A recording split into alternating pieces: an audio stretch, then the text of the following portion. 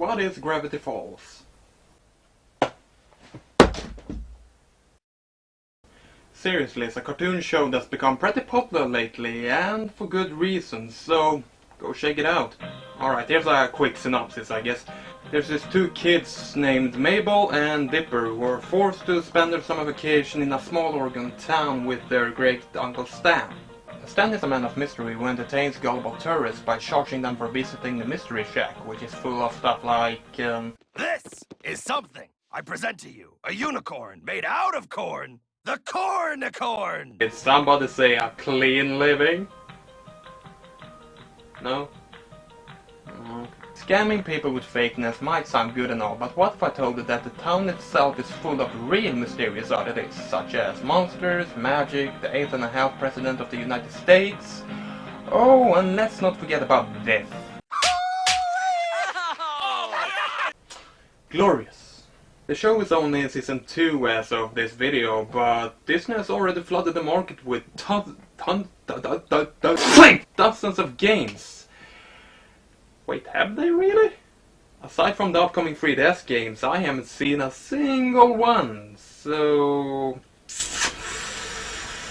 let's just check them out! Nothing on the PlayStation, nothing on the Wii, so what does that mean exactly?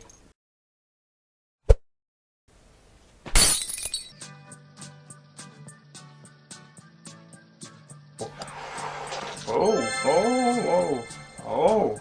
I don't know where to start or where to end. Maybe I flat out just don't know. Hey! When they gave Dipper and Mabel the keys to the golf cart, you know what that means? I don't know. Fly! Ah! And there's another one, of course.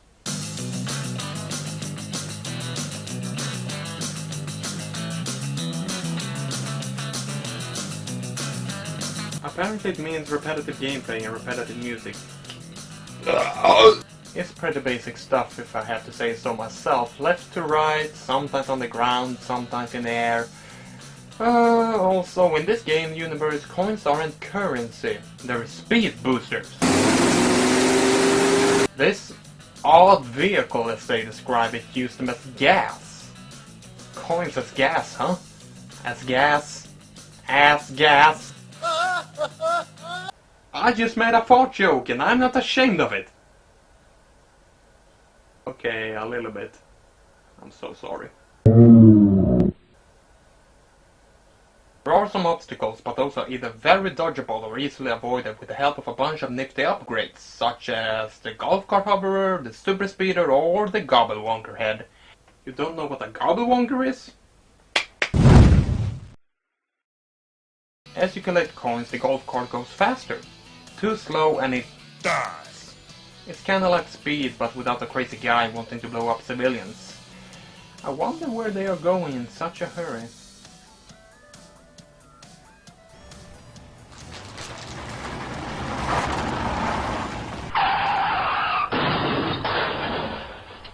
It's a mystery.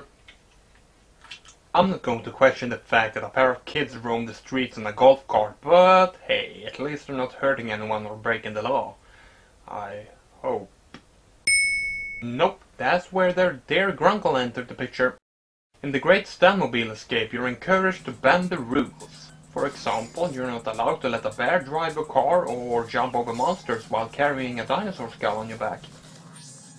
Educational and violent. Gather enough golden fish fingers and the Stanmobile will enter hyperspeed mode.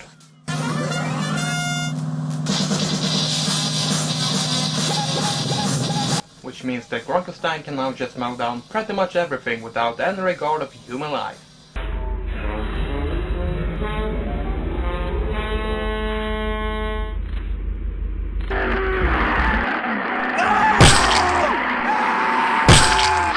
I rule bending first for the blood of the innocent! And zombies! Zombies aren't innocent. Next up we have Fright Night. The oh so exciting plot is that Grunkle Stan is running low on oddities in the Mystery Shack and he needs Dipper and Mabel to find more for it. Seriously? This is the man who does this to earn an extra buck. Of course, the twins agreed to venture into a dark, scary and possibly life-threatening place just because it could be fun? Hey, I'm sold! So it's a platformer with stuff finding. Pretty self-explanatory. You walk and jump through a variety of levels and shine light on stuff to reveal them. Presto, thing get! T-Rex skulls, tiki heads, jackalopes and all kinds of cool stuff. There are 5 different levels, all with their own enemies such as eyebats, gnomes and possessed beavers. All of which can be stunned thanks to your trusty flashlight. Who needs guns when you can simply slightly annoy your enemies? What the? Oh, God! Oh, I think I'm done. Oh hey, I found Manly Dandy Lumberjack, one of the many friendly faces. What the fuck?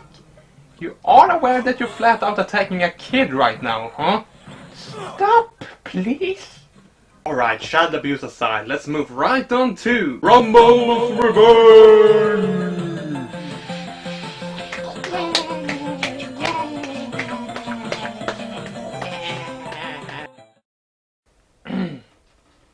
This game serves as a sequel to the episode Fight Fighters, which is one of my personal favorites. It being video game related helps, what with me being a virtual world enthusiast and all. But in my opinion, this episode is simply comedy gold. Man, I wonder what it'll be like to go inside a video game for real. Help! I'm trapped in the game! It was cool in theory, but in practice it was really boring. It's not just a game anymore. Not that the rest of the show is boring, far from it, but Fight Fighters had me laughing out loud at multiple occasions the first time I watched it. Something that previous episode hadn't accomplished so far. In this episode, Dipper has to fight a living video game character named Rumble McSkirmish. How? Why? Well, it's Gravity Falls, so pretty much anything can happen.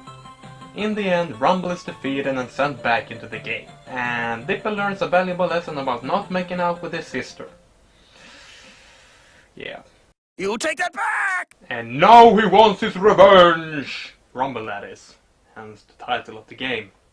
Rumble somehow manages to create a virtual version of the town and sucks the twins inside, forcing them to fight through and... Wait. Sucked into the game? But I thought this already was a game. This is bringing up some heavy concepts for a game where we punch gnomes. If I had to describe this game with 13 words, it would be Final Fight with children who can lift enormous hairy hunks over their heads. Yeah. Anything is possible in the world of video games within video games. You can choose to play as either of the mystery twins, but I'm not going to choose Dipper. Seriously, I'm a man! Mabel all the way, baby!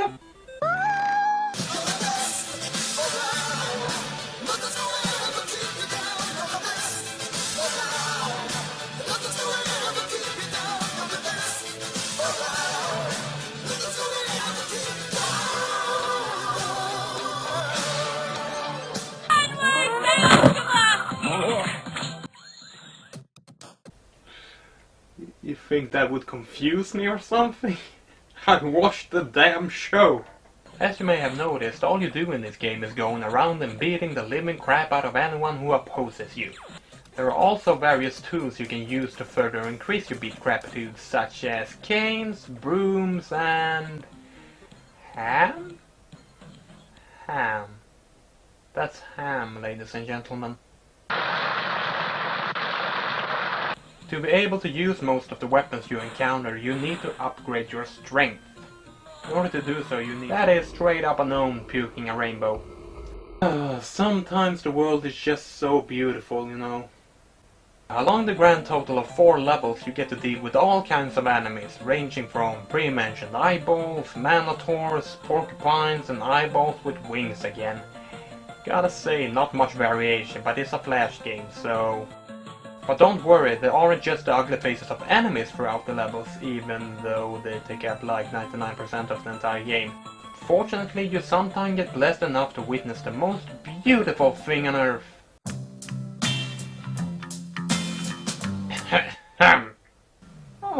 Wendy, my beautiful, beautiful Wendy.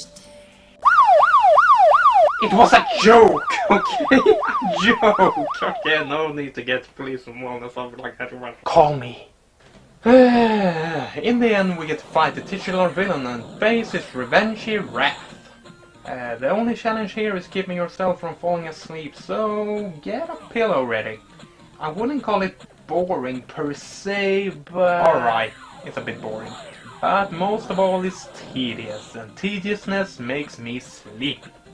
Dodge the same moves again and again while you barely chip away at his health. To be fair, he did declare that his moves are repetitive, so hey, can't blame my game for being honest.